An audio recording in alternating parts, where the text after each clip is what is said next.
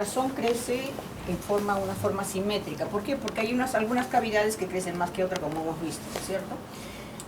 Como este es un proceso que es crónico, que se va haciendo de poco, se va instalando de poco a poco, se va haciendo que la circulación arterial pulmonar se vaya cefalizando, o sea, se vaya hacia arriba, el flujo se va hacia arriba. Entonces, esos son signos de insuficiencia cardíaca descompensada cuando el flujo se va hacia arriba. Entonces, ¿qué vamos a tener? Vamos a tener una cardiomegalia asimétrica con el flujo vascular incrementado pero hacia arriba. ¿Qué pasa en una pericarditis? En una pericarditis lo que se altera es el pericardio que está alrededor, o sea, se llena con líquido. Por lo tanto, las cavidades están normales. Entonces, al llenarse esto con líquido, el corazón se hace grande, pero se hace grande de una forma global, o sea, igualita todita, simétrica. ¿Ya? Como le llaman el signo del botellón, porque es como una botellita con la arteria aorta ahí, y todo el corazón se vuelve redondito como una botellita. Como esas botellas amajuanas de vino. Ah, sí. Así. Entonces, ese es el signo del botellón. Es una cardiomegalia simétrica. Como es una cosa aguda, no es una cosa crónica, no se va instalando de poco a poco. Vamos a poner en paciente que tenga un lupus, una insuficiencia renal, algo que es agudo en ese momento. Entonces no hay alteración de la vascularización, la vascularización es normal, completamente normal en el pulmón. Esa es la diferencia, es una cardiomegalia asimétrica, cardiomegalia simétrica, vascularización incrementada, vascularización normal. Esa es la diferencia entre una pericarditis y una insuficiencia cardíaca. Ahora vamos a ver imágenes ahora.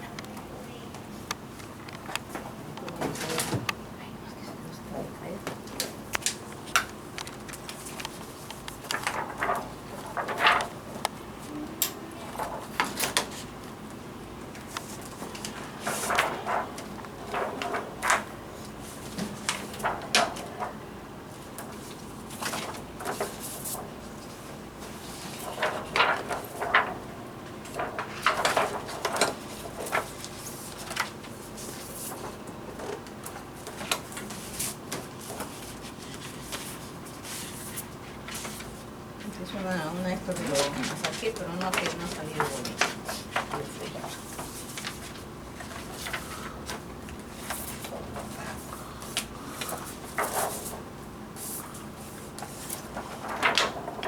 Ahora, las insuficiencias cardíacas generalmente se acompañan de edema venocapilar y derrame pleural en el lado derecho. Entonces, miren, acá estamos viendo. En ambos es una insuficiencia cardíaca descompensada.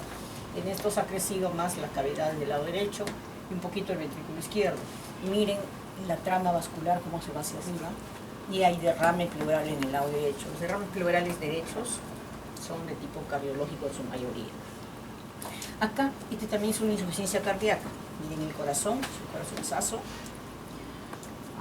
Está crecido prácticamente todas las cavidades y miren el dibujo cómo se va hacia arriba, se cefaliza y acá se produce el edema venocapilar, famosas líneas de Kerley, ¿se acuerdan? Kerley A, Kerley B, Kerley C. Se producen las líneas de Kerley por edema venocapilar de los tabiques interlobuliares y después empieza a producirse derrame pleural de la. Entonces, esa es una pericarditis, perdón, miren cómo se descompensa, tanto puede descompensarse después, fíjense. Ese sí era un signo mayor de insuficiencia cardíaca descompensada. Bueno, acá no se ve tan clarito, pero vamos a ver una cardiomegalia, miren, casi simétrica. Acá no se ve mucho el piquito y no hay vascularización, la vascularización está hacia abajo. ¿Cómo vamos a verlo en la tomografía, que es donde más se ve en la... Vamos a ver después.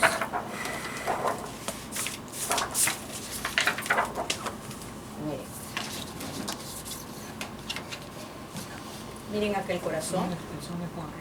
Fíjense el corazón. Y miren cómo está rodeado por ese líquido alrededor entre las pleuras. Ese es el derrame pericárdico o pericarditis, ¿no? En un corte coronal, miren el corazón y rodeado de líquido. Acá sí en esta tomografía da el signo del botellón, miren, acá, delgadito. Y no hay mucha vascularización, este es el signo del botellón. Una botella con su piquito que está dado por la arteria aorta.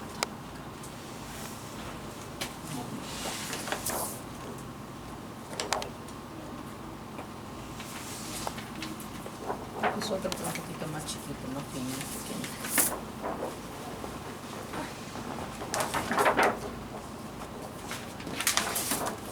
Otro derrame pericárdico, pequeño, fino, miren, que rodea el corazón.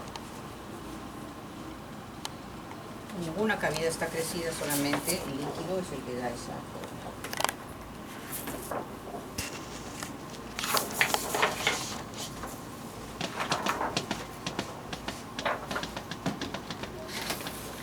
Ahora, ¿qué pasa cuando el paciente tiene una insuficiencia cardíaca y va avanzando, de acuerdo a la cardiopatía que tenga, va avanzando y se va produciendo una hipertensión pulmonar? ¿Cuáles son los signos de hipertensión pulmonar? Empieza igualito a aumentar el flujo hacia arriba, pero las arterias pulmonares, ¿se acuerdan que acá venía el tronco de la arteria pulmonar? Y acá venía su patita, una patita para aquí y otra patita para acá. Entonces, ese tronco, miren cómo se hacen los hilios bien prominentes. ¿Por qué? Porque se hipertrofia las arterias pulmonares que están acá, produciéndose como que el corazón tuviera unas orejitas en esta zona. Una vez le dicté así corazón con orejitas y me pusieron en el examen corazón con orejitas, me pusieron una fecha. Entonces, pero es para que se acuerden, miren, nos tuvieron dos orejas al costado. Ese es por hipertrofia de las arterias pulmonares.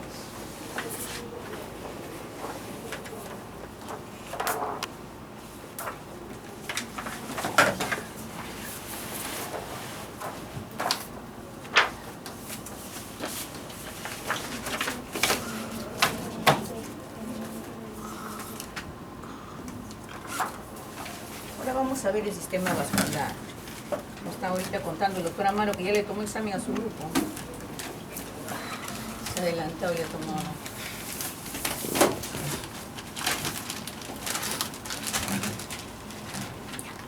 Vamos a ver ahora el estudio del sistema vascular, ¿ya? Arterias y venas. En un inicio, el estudio del sistema vascular, la única forma de poderlo realizar era mediante radiología, o sea, mediante la arteriografía o flebografía en caso de el examen de arteriografía, que es un examen de intervencionismo, servía tanto para diagnóstico como para tratamiento del paciente. Entonces, sería para hacerle diagnóstico, vamos a poner un aneurisma, malformaciones arteriovenosas, estenosis, arteriosclerosis, cuando había trombosis. O sea, para eso era hacer el diagnóstico de algún paciente que sospechábamos de alguna alteración a nivel vascular. Entonces, el examen de arteriografía es un examen que actualmente se está haciendo, pero ya está quedando más para la parte terapéutica que para la diagnóstica. Es un examen de alto costo. Aquí en el hospital consigues con todo un promedio de 2.000 soles, por eso les digo el costo es alto. En la calle vamos a poner 60.000, 50.000 soles. El paciente tiene que hospitalizarse el día del examen, tiene que entrar al día siguiente como sala de operaciones, estar un día en cama porque tiene que estar 24 horas sin moverse, necesita anestesiólogo para que puedan sedarlo y tiene muchas complicaciones que podrían ser los hematomas de la zona si el paciente se mueve, puede también dar reacción a la sustancia de contraste o a la misma anestesia.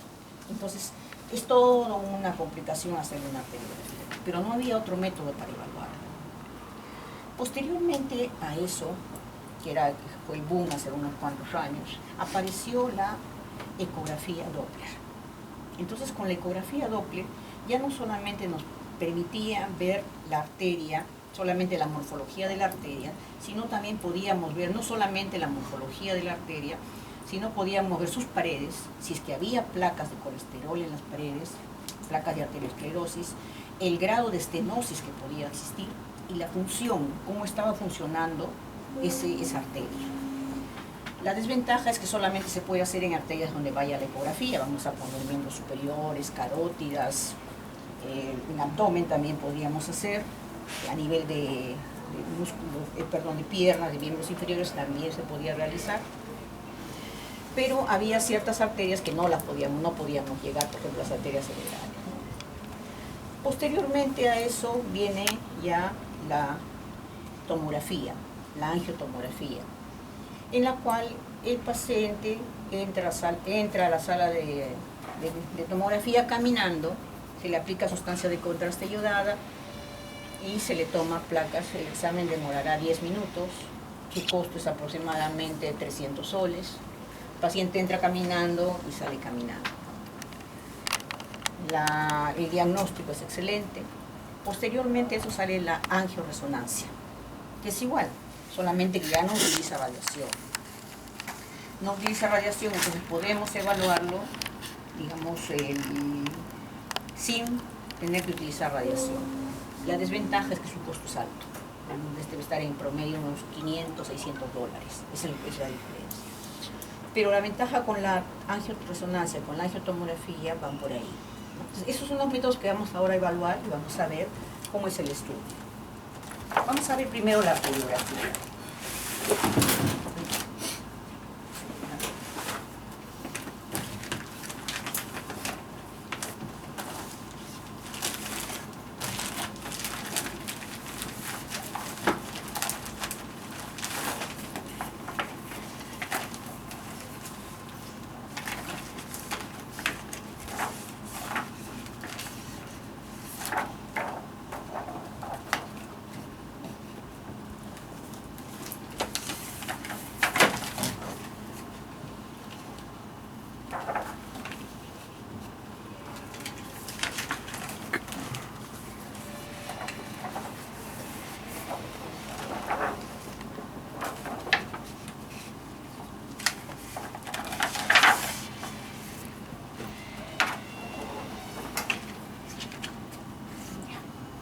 Entonces, ¿cómo se realiza la arteriografía? Como le digo, es un examen intervencionista en la cual a través de la arteria femoral se pone un catéter que va recorriendo ese catéter hasta la zona donde uno quiere evaluar.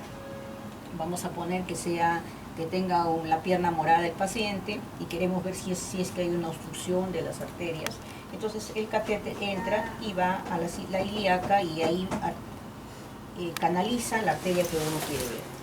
Igual si es en el brazo, en el húmero, también igualito, va subiendo a través de la arteria aorta, ilíaca, aorta y va hacia la arteria que uno quiere evaluar. Si queremos evaluar cerebral también, igualito va a través de la aorta, sube a la carótida y por la carótida externa, después la interna.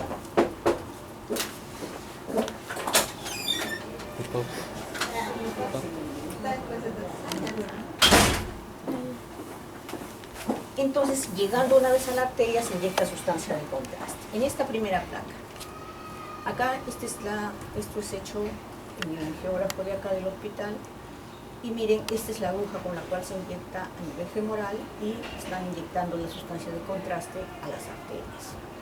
Aquí el catéter, fíjense el catéter cómo está entrando, y acá también en las arterias femoral están viendo, ven cómo se dibuja, y acá hay un saquito aneurismático en esta zona.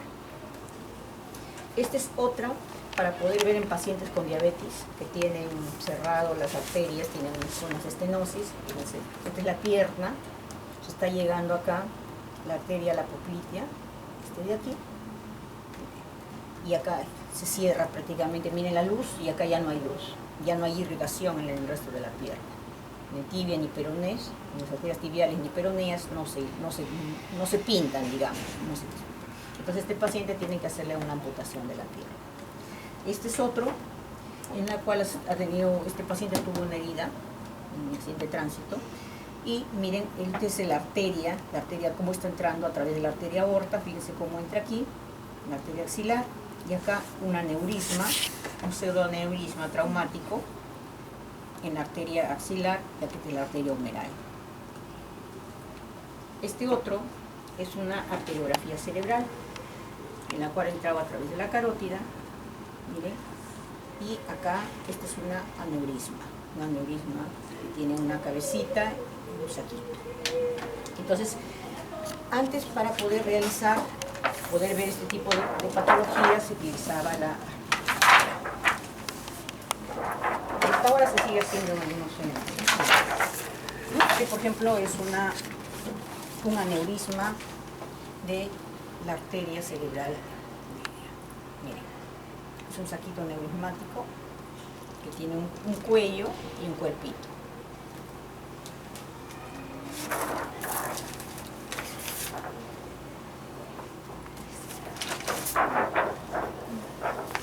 Se realizaba también en pacientes que tenían para hacer trasplante renal.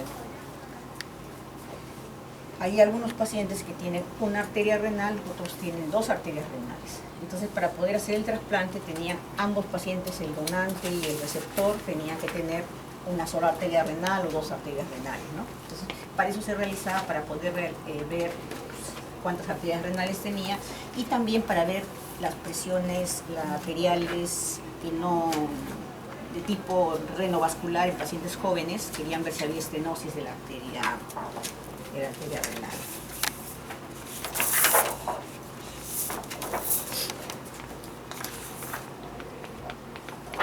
Cuando no había el angiógrafo, cuando recién se empezó a hacer acá, no teníamos angiógrafo, miren cómo se trata. Así se hacía. Antes el angiógrafo ya nos da sustracción digital.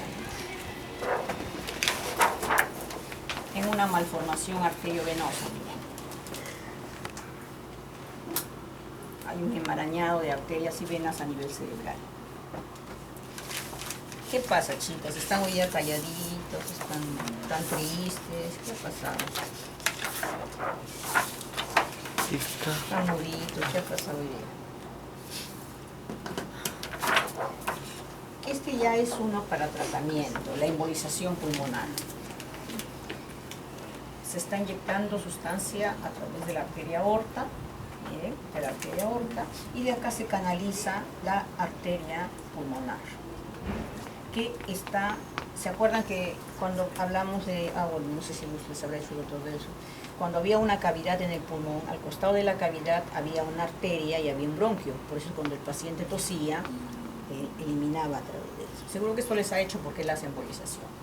Entonces, este de aquí es una caverna que está sangrando y se emboliza la arteria que irriga esta caverna y el paciente deja de tener hemoptisis. Entonces, se utiliza para eso, también para colocar stent, catéteres.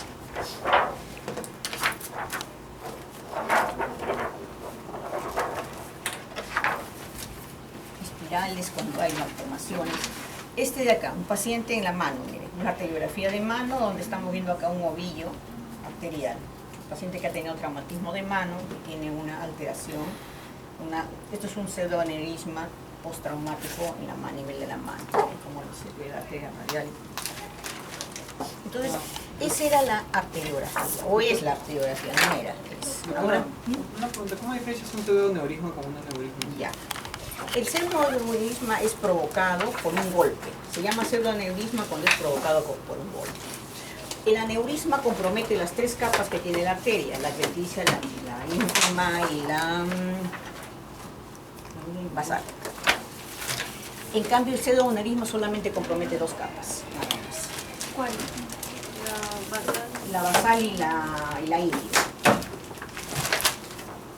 O sea, entra entre las dos, entra, ¿cómo se llama? Sangre, pero no lo rompe, porque solamente es dos capas, la otra sí lo rompe. Y esta siempre tiene que tener, el pseudoaneurisma siempre tiene antecedente traumático. Entonces, este fue el primer método, la arteriografía.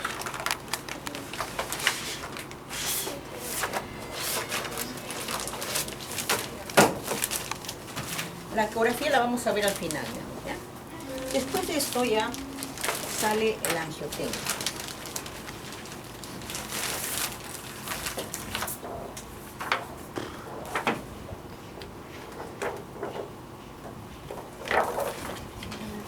Wow. Vamos a ver el cerebro. Miren aquí cómo se ve el polígono. Miren el polígono, ¿no? Acá tiene un aneurisma.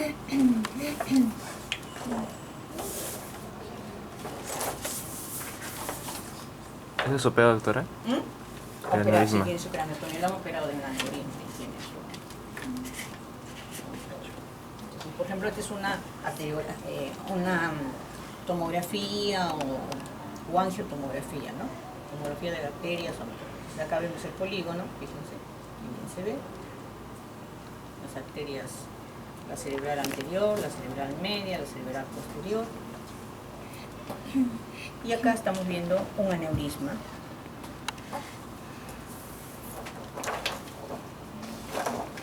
En esta de aquí, la arteria aorta y la vena cava con todas sus ramas.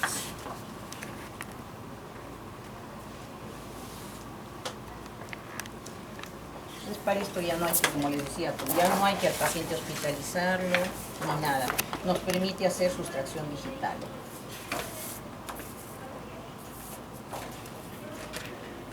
Este otro paciente quiero que vean.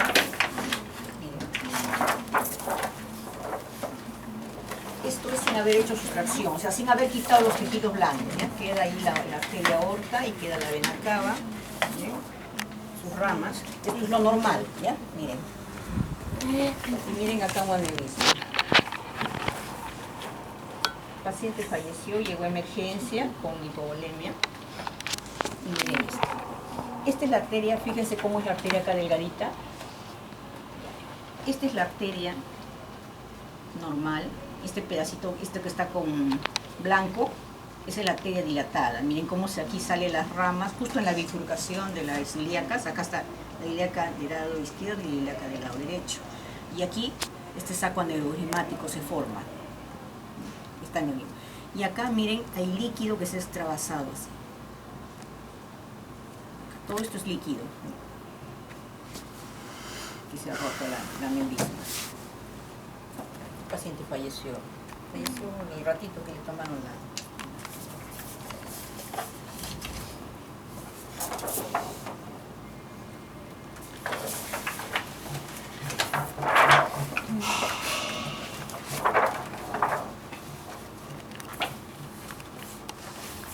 Miren la tomografía o el angioten de las arterias carótidas, fíjense.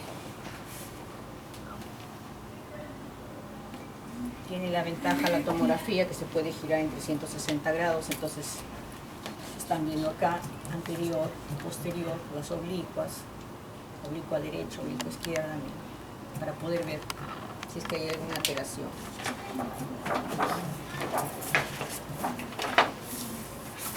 Tiene ventaja sobre del intervencionismo.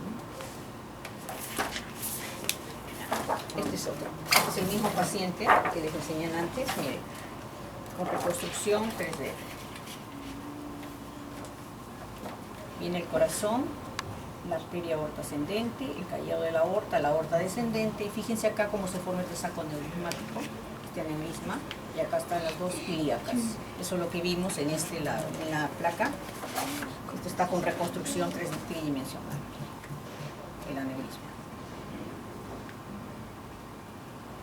Todo esto es la sangre que ha salido por fuera.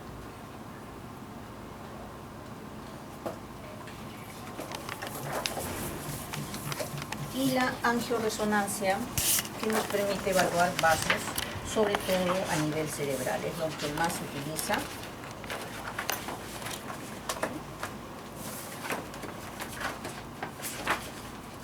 Ahorita lo he separado y ahorita se me puede.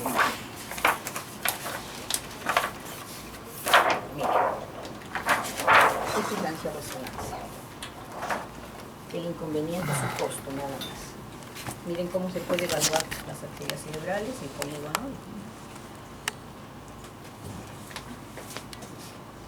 Se sustrae todo el cerebro y solamente quedan las arterias. Esa es la ventaja que tiene la resonancia magnética.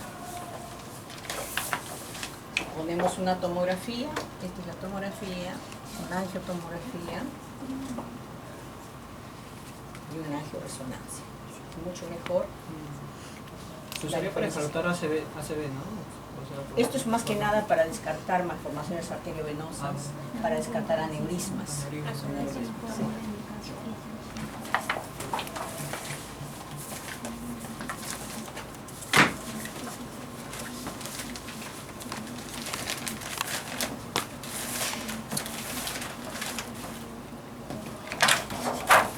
Entonces ahora vamos a ver ella. Entonces esto, ¿en qué lo utilizamos más esto? Cuando tratamos de ver vasos a nivel cerebral, donde no hay otra forma de entrar que no sea con angiotomografía o angioresonancia. Es donde más se utiliza, y también para a veces vasos de tipo arterial pequeños, ¿no? Por ejemplo, las arterias mesentéricas, las arterias esplénicas, que son difíciles de evaluar con la ecografía porque se superponen los órganos. El resto de arterias, vamos a poner arterias carótidas que están al aire, preferimos la ecografía. Arterias de los miembros superiores, miembros inferiores también preferimos la ecografía. En caso del abdomen preferimos la angiotape o la angioresonancia, igual que a nivel cerebral, ¿no? Angiotape o angioresonancia. En la aorta abdominal El angioresonancia. Mejor porque por ecografía se ve, pero no se ve con la nitidez que vas a ver. El problema es cuando está rota. Mientras lo reparas al paciente, le pones contra el que murió. En cambio, ecografía es rapidísimo. Entonces, vamos a ver cuál es el principio de la ecografía Doppler. La ecografía Doppler vamos a poner de ejemplo la carótida, ya que es la más sencilla para evaluar. Entonces, vamos a poner que este sea la carótida.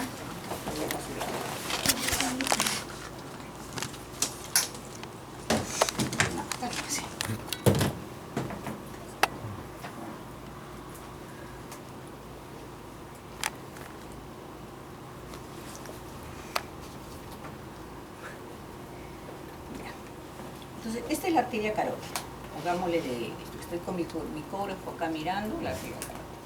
¿Qué me va a permitir ver a nivel de arterias? Me va a permitir ver la capa íntima, que es la capa que está más adentro, que es donde se ponen las placas de colesterol. Entonces, nos va a dar el nivel de placa de colesterol. Primero vamos a medir esta íntima. Normalmente un paciente, vamos a poner ustedes, ¿no? Ustedes deben tener 0.7 de grosor de la íntima. Nosotros que somos, mientras más mayor, más se va depositando placa de colesterol y se va haciendo más. Yo, por ejemplo, debo tener 1, 1.2 más o menos de grosor de la íntima. Lo normal es hasta 1, eso es lo normal. Entonces, nos va a dar el grosor de la íntima y ese grosor de la íntima nos va a dar el pronóstico de que el paciente tenga infartos cardíacos. Nos va a dar digamos, el estado de sus arterias, la arteria carótida. Como le digo, 0.7 es lo normal, que es lo que deben tener ustedes. Nos va a poder evaluar eso y el pronóstico, porque si esta arteria que es gruesa está cerrada, imagínense las arterias del corazón, ¿no? Están más cerradas todavía. Entonces nos va a dar el grosor de la íntima, 1, nos va a dar el flujo que está pasando por acá.